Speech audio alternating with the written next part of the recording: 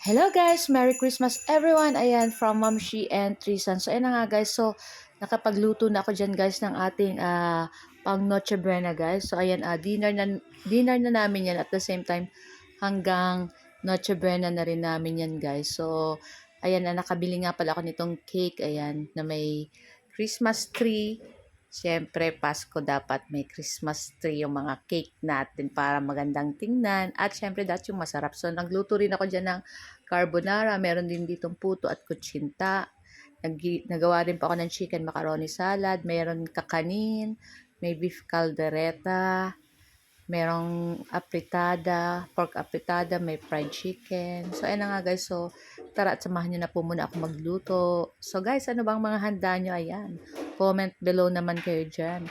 Ayan, sa ating mga followers dyan. Ayan, lalo na sa aking mga friends and family and sa mga ka-work ko dyan, na mga friends ko na din at sa ating mga followers pa na mga baguhan.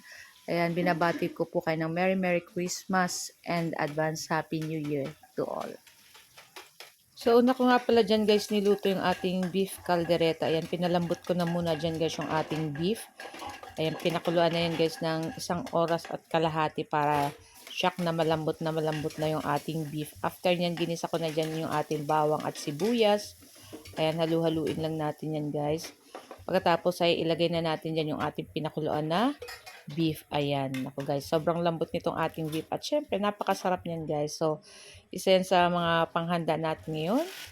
Pasko, ayan ngayon na Noche Buena. At ayan na nga guys, yung ating pang chicken macaroni salad. Nilagay ko na dyan yung ating macaroni pasta. Ayan, papakuluan lang natin yan guys. Pagkatapos ay tatransfer na natin yan sa ating strainer at syempre, papalamigin natin. At ayan ang ating beef caldereta. Naglagay na ako dyan ng sauce, ng liver spread, pineapple, peanut butter, relish na pickles, ayan. Saka yung ating tomato paste, ayan. So, natimplahan ko na rin yan guys ng asin, ayan. Naglagay tayo ng konting sugar, tapos paminta, ayan, para masarap yung ating beef caldereta. So, naglagay din ako ng liquid seasoning dyan, guys, para masyami yung ating beef caldereta. So, guys, ayan. Yan yung mga favorite ng aking 3 sons na pagkain. Kaya yan yung mga niluto ko, guys. Anyway, lahat naman paborito nila. Basta luto ko. Talagang gusto nila yan kainin. So, ayan na nga, guys. So, luto na rin yan. At maya-maya ay aahunin na natin dyan. At before nyan guys, lalagay tayo ng cheese. Ayan. Naglagay ako ng konting sugar. Siyempre, sobrang lambot na ng ating beef dyan. Inalagay na rin natin dyan yung ating patatas, carrots. Ayan, para lumambot na sila guys. At pagkatapos yan guys, siyempre ilalas natin dyan yung ating bell pepper. At naglagay rin ako ng siling pangsigang dyan para may konting anghang yung ating beef caldereta. Pwede nyo naman pong dilagyan ng siling pangsigang. Okay na po ang bell pepper. Pero mas masarap po kasi pag may konting sipa yung ano natin dyan, beef caldereta. So, ayan nga, nilagay ko na dyan yung ating siling green na slice ko lang guys. Ayan, saka yung ating bell pepper. So, ayan nga guys. So, maya-maya ay papatay na natin yung ating apoy dyan at luto na yan. So, ayan, nakaluto na ako ng isa dyan na ating uulamin mamayang dinner at saka para sa ating Noche Buena. So, ayan na nga guys. So, next ko na dyan yung ating pang carbonara. So, nagpakulo uli ako dyan ng tubig at naglagyan ko ng asin at mantika para hindi magdikit-dikit yung ating pasta dyan. Siyempre, halu-haluin lang natin yan guys at hintayin lang natin yan na maluto yung ating pasta. Ngayon, pakaluto ng pasta, dito naman tayo sa ating pang sauce ng carbonara. So, yan guys yung ating bacon. Ayan. Pang toppings natin yan mamaya sa ating carbonara. So, papa-brown-brown ko lang yan guys. At pag brown na yan guys, ng katulad ng ganito, aahunin ko na yan guys. So, yan, transfer na muna natin yan sa ating malinis na plato. Ayan. Muntik pang mahulog. Char.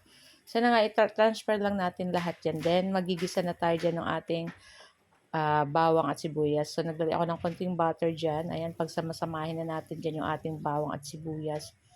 So, ayan na nga guys. So, ang ilalagay natin dyan is ham na pig slice lang natin ng maliliit na cubes. At maglalagay din ako dyan guys ng mushroom na itong ano na siya hiwa-hiwa na. So, ayan, napakasarap na naman ang aming Noche Buena. Ayan, nilagay ko na dyan yung ating ham guys. Then, next na natin ilagay din yung ating mushroom katapos ng ating ham. Ayan, ang bango-bango na nito guys. Nakakagutom na. So, ako hanggang patikim-tikim lang yan sa ating niluluto. Ayan, lagay na natin dyan yung ating mushroom. Ayan, halu-haluin na natin yan guys. So, naglagay na ako dyan ng paminta, asin, syempre. Ayan, ako. So, naglagay ako pala dyan ng sili din guys para may konting anghang din yung ating carbonara. At naglagay na ako niya ng evaporated milk. So, 2 lata na evap at 2 pouch din na Nestle cream. Ayan. Sa ating 1 kilong pasta na pang carbonara. So, ayan na nga guys. So, hinalo ko na dyan yung ating pasta. Ayan, nakikita nyo may color green dyan. Yan yung ating sili. So, try nyo to guys kasi ang sarap guys kasi may konting anghang talaga siya pag kinakain. Pero carry naman. So, halu-haluin lang natin yan guys. At luto na rin yan guys. Mamaya ay transfer na rin natin yan guys. So, naglagay ako dyan ng ano yan? Yung ating bacon. Mamaya ko na ilalagay uli yung iba sa toppings paglagay na natin sa ating lalagyan. So, ayan, halu-haluin lang natin yan, guys. So, ayan na nga, guys. At ready na yan, guys. So, ano pang hinihintay nyo, guys? Tara, pumunta na rin po kayo dito sa amin at samahan nyo kami makipag. Noche Buena. So, ayan na nga, guys. So, ito na yung aking lulutuin pa na pork apretada. So, ayan. Naluto ko na rin po ito yung sa aking last na video. Ayan. So, mantika lang po yan at konting butter. Tapos, gisa na natin yung ating bawang at sibuyas. Ayan.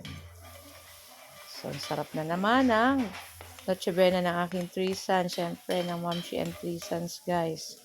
So, ayan na nga, halu-haluin lang natin yan, guys. At isunod na rin natin diyang ilagay yung ating pork. Siyempre, yung malinis na malinis. Sinugasan natin ng maayos. Ayan.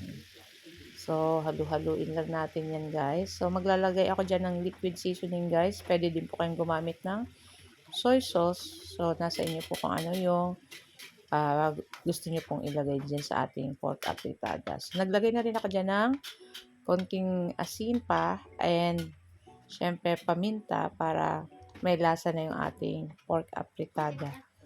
So, ayan na nga.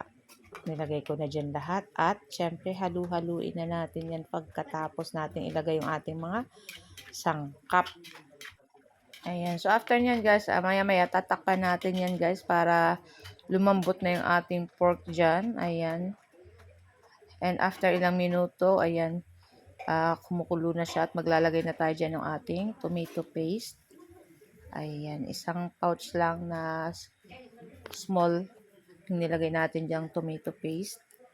Ayan. At halu-haluin lang natin yan guys hanggang mag-red na yung ating mga pork dyan. Tapos maglalagay ako dyan guys ng tubig para mas lalong lumambot pa yung ating pork dyan. Ayan. Tapos nyan guys, after nyan, lalagay na natin dyan yung ating carrots, patatas pag sobrang lambot na ng ating pork. Ayan. So, mas maraming patatas, maraming carrots, mas masarap po yan kasi at least may gulay tayong nakakain. So, ayan nga guys. So, malambot na rin yung ating patatas at carrots dyan. Ilagay na natin yung ating siling pangsigang at yung ating red bell pepper. Ayan. Naku, napakabango nito guys. So, halu-haluin lang natin yan guys. Ayan. Napakaganda ng color. Paskong pasko yung color niya. Ngayon guys, lagay na natin dyan yung ating green peas. Ayan. Gumamit ako dyan ng 2 lata na green peas. Ayan. Para mas yummy ating pork apretada. So, luto na yan guys. So, i-prepare na natin yung ating fried chicken naman guys. So, ayan. At mainit na yung ating mantika dyan sa ating kawali. So, nilagay ko na din guys yung ating chicken dyan. Ayan. Marinate ko lang yan guys sa paminta asin, bawang na marami, saka kalamansi. Saka yung ating pang i-coat ko lang yan guys ng harina na may crispy fry. So, talagang super yummy ng ating fried chicken dyan guys. So, yan lang guys yung aming Noche Buena ngayong 2023. So, guys, sa lahat po ng mga friends ko, ayan, muli binabati ko kayo ng Merry Merry Christmas and advance Happy New Year sa ating lahat. So, guys, ito lang muna ang aking video. Sana ay nag-enjoy po kayo ng aking video. And pa-like, comment, share na rin po ng aking video guys. So, sa lahat po pala lagi na nag-like, comment, share ng aking video, maraming salamat guys. So guys, thank you for watching and see your next video again. Tara na at kain na. So, sakto magte-12 na guys. Ayan, kain na tayo guys. Merry Christmas everyone. Yes, thank you for watching. Kainan na tayo. Yay! Babu!